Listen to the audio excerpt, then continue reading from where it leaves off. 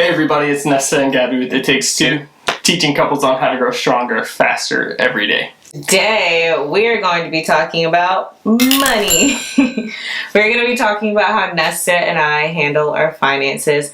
This has made a huge impact in our relationship, especially since Nesta and I, get a little background, we grew up with each other. We met each other when we were 17, so we kind of had to go through a lot of growing pains in order to get to the position that we are today. And how we handle our finances was a huge pivotal impact on how we were actually going to survive in the world. So this is what we have been doing to help us accomplish everything that we have. Yeah, so this video is going to have a lot of nuggets. Please take notes or find these books that we're going to put them down in the description. And let's get started.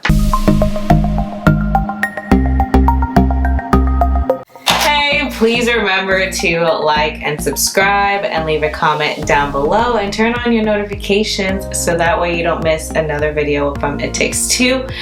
Please, we really appreciate it. It helps with the YouTube algorithm. 10,000 subscribers for this new year. So let's get it and back to the video. So the first thing that we do and how we handle our finances is that we always pay ourselves first. Every single time that we get a paycheck or anytime we get money coming towards us, it always gets allocated to different savings accounts, and then we're left over with whatever we're left over, and we try and stay within that budget to make sure that we don't go over anything. And it's easier just to put the money away right when you get paid, so that way you're not thinking about it as much and you already know what your goals are for those savings, so you just don't want to touch it either.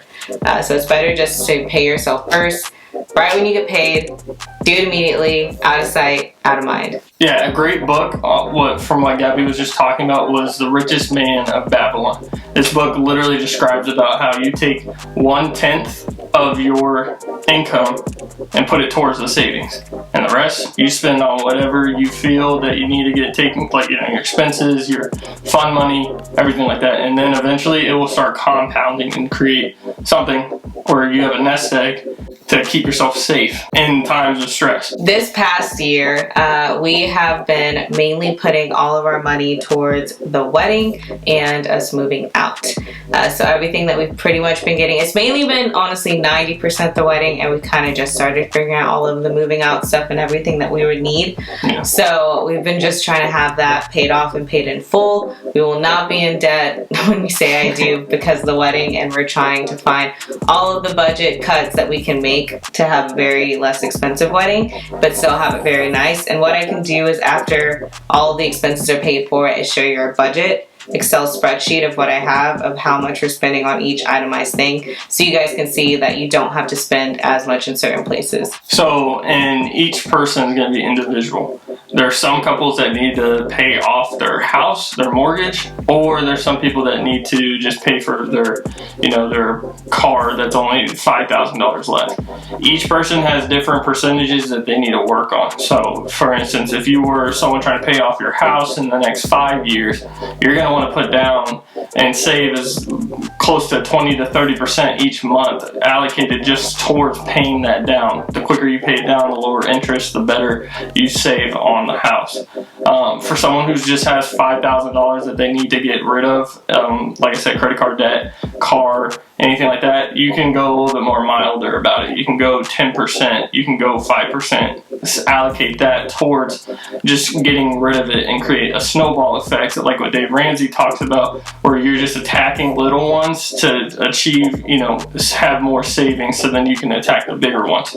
So I think those two options are recommended. It always depends on where you are financially right now, and then where your debt is, because at the end of the day, you don't want to have debt. You want to be debt free. That's where you can have freedom. The reason why you want to pay yourself first is because honestly that was a stepping stone in us starting to create goals for our future, long-term future investments and where we want to be 5 to 10 years from now. Starting off with that and just being able to have the habit of being able to put a portion away of everything that you make will put you in a better position than trying to say, oh, I just need to have this, and that all in like one setting. Oh, I just need to make this much in order to do it. Or I need to, I don't know. But the book that I would recommend that definitely changed us and how we handle finances and how we handle our habits in general is The Compound Effect. And the compound effect, it basically encompasses small, consistent habits done over a period of time bring significant results. And I've definitely seen that in how I handle my finances,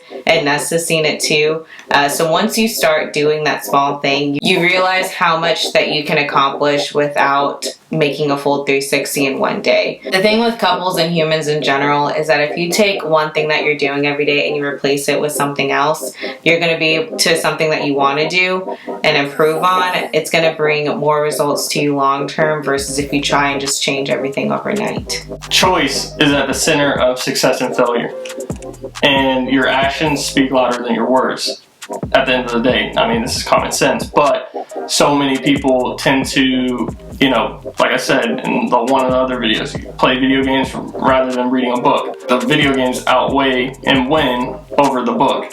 Or let's say that you spend $15, $30, $40, $50 a week on clothes.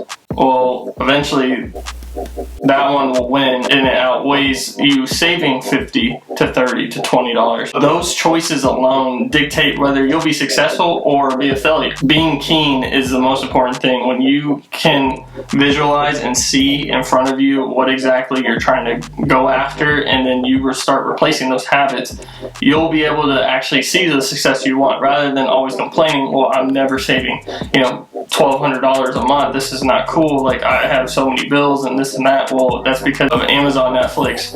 All your little spending habits aren't fixed, and those are winning against your trying to save. You want to factor those in and make sure that those are apart, and you want to eventually switch them. That should be your goal whenever you read books like this. The other recommendation is you are a badass at making money. This one's such a great book. She's a really great author. It's by Jen Sincero. I'm probably pronouncing it wrong, but she's Italian. But basically in this book, exactly, she literally goes into like her story first in the book, which is cool because she basically takes the fact that she was a freelance author, and she was just struggling all the time, and all her friends, had kids at the time, they were making good money, or they had things they were just financially successful while she was dead broke. And so then she's like, you know what, I'm just going to completely change all my habits, all in sporadic bursts, and change the way I think about money, because right now I think about money as desperation rather than abundance. And so then she replaced those habits, those small habits of spending money on Netflix or buying these $30 shoes on Amazon every week, to then starting to put it back. And then also she was able to start honing in on her skills to build a business from there. So she was able to write a full book.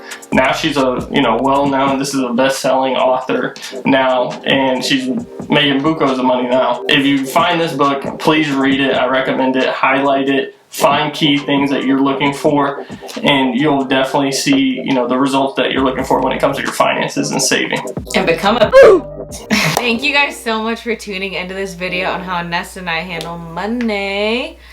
We really hope that you guys took something away from this, and that you guys start paying yourselves first every single time that you get paid, because it will make a huge impact on your finances and your savings account. Have multiple savings accounts, list them out with your different goals, manifest your savings, and work towards your savings by creating the habits to save something small every single month and every single day. And grab the two books that we recommended, The Compound Effect and You Are a at Making Money. Those two books helped us out the most, and I know for sure it will help you out the most with your habits, the way you spend money, and the way you think about money, and changing your psychology. Remember, show everyone love and respect, because it takes two. Okay. I just caught a shorty off a Insta, just to on a hoodie, it's a Crenshaw. Way that I've been living unconventional.